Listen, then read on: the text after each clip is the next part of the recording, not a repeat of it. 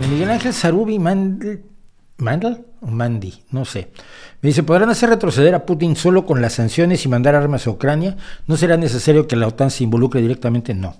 Si la OTAN se involucra directamente, tenemos una guerra nuclear, gracias. Que es lo que quieren algunos en la televisión rusa, por supuesto. Y es algo de lo que hoy precisamente amenazó de alguna manera Putin.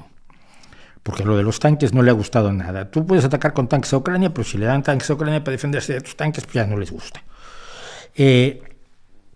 Pero no, la OTAN no tiene por qué involucrarse, la OTAN no puede involucrarse. Primero que nada porque ninguno de sus artículos, y tendríamos que leerlos, yo los he leído, pues recomiendo que los lean, ninguno de sus artículos permite que a un país que no es parte de la OTAN vayas y te metas y ataques a nadie.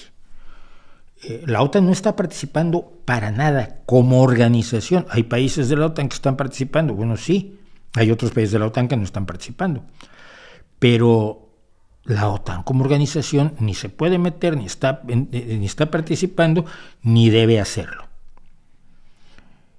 Yo creo que es suficiente con armar a Ucrania para defender a Ucrania. Y los estrategas y la gente que yo conozco que no está sesgada ideológicamente, consideran que Ucrania puede ganar esta guerra.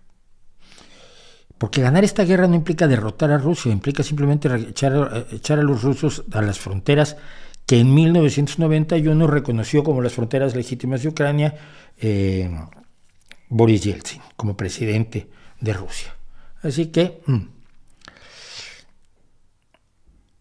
Eduardo Ruiz Gili dice que ¿a quién le importa lo que dice Eduardo Ruiz Gili? Hombre, por favor.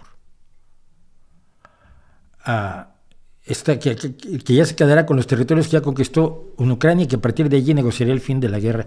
Que la gente está negociando con los territorios de Ucrania de una manera que a mí me deja helado.